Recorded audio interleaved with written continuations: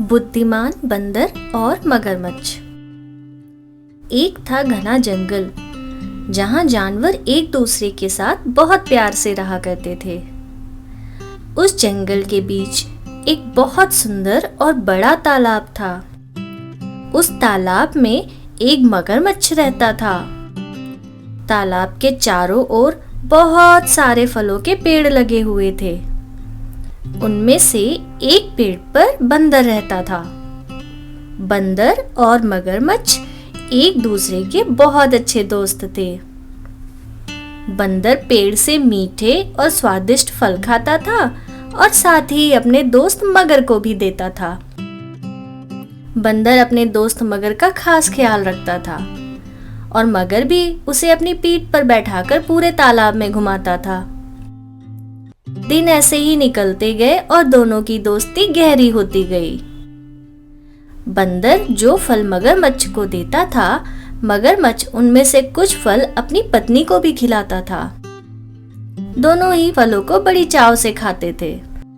बहुत दिनों के बाद एक बार मगर की पत्नी ने कहा कि यह बंदर तो हमेशा ही स्वादिष्ट फल खाता रहता है। जरा सोचो, उसका कलेजा कितना स्वादिष्ट होगा। वह जिद करने लगी कि उसे बंदर का कलेजा खाना है। मगरमच्छ ने उसे समझाने की कोशिश की, लेकिन पत्नी ने नहीं माना और वह रूठ गई। अब मगरमच्छ को ना चाहते हुए भी हाँ बोलना पड़ा।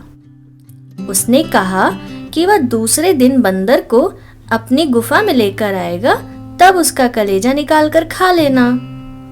इसके बाद मगरमच्छ की पत्नी मान गई। हर दिन की तरह स्वादिष्ट फलों के साथ बंदर मगरमच्छ का इंतजार करने लगा। कुछ ही देर में मगरमच्छ भी आ गया और दोनों ने मिलकर साथ में फल खाए। मगरमच्छ बोला, दोस्त, आज तुम्हारी भाभी तुमसे मिलना चाहती है।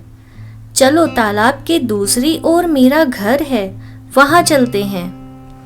बंदर झट से मान गया और उछलकर मगर की पीठ पर बैठ गया। मगर उसे अपनी गुफा की ओर लेकर बढ़ने लगा। जैसे ही दोनों तालाब के बीच पहुंचे, मगरमच्छ ने कहा, मित्र, आज तुम्हारी भाभी की इच्छा है कि वह तुम्हारा कलेजा खाए। ऐसा कहकर उसने पूरी बात बताई। बात सुनकर बंदर कुछ सोचने लगा और बोला, अरे मित्र, तुमने मुझे यह पहले क्यों नहीं बताया? मैं अपना कलेजा तो पेड़ पर ही छोड़कर आ गया हूँ। तुम मुझे वापस ले चलो तो मैं अपना कलेजा साथ में ले आऊंगा। मगरमच्छ बंदर की बातों में आ गया और वापस किनारे पर आ गया। वो दोनों जैसे ही किनारे पर पहुंचे, बंदर झट से पेड़ पर चढ़ गया और बोला, मूर्ख, तुझे पता है कि कलेजा हमारे अंदर ही होता है। मैं तो हमेशा ही तुम्हारा भला सोचता था और तुम मुझे ही खाने चले थे। यह कैसी मित्रता है तुम्हारी? चलो, भाग जाओ यहाँ से। मगरमच्छ अपनी करनी पर बहुत शर्मिंदा हुआ और उसने बंदर से माफी मांगी। लेकिन अब बंदर उसकी बातों में आने वाला नहीं था और उसने हमेशा के लिए मित्रता तोड़ दी। इस कहानी से हमें यह सीख मिलती है कि संकट के समय हमें घबराना नहीं चाहिए। मुसीबत के समय भी अपनी बुद्धि का उपयोग करके हमें उपाय सोचना चाहिए।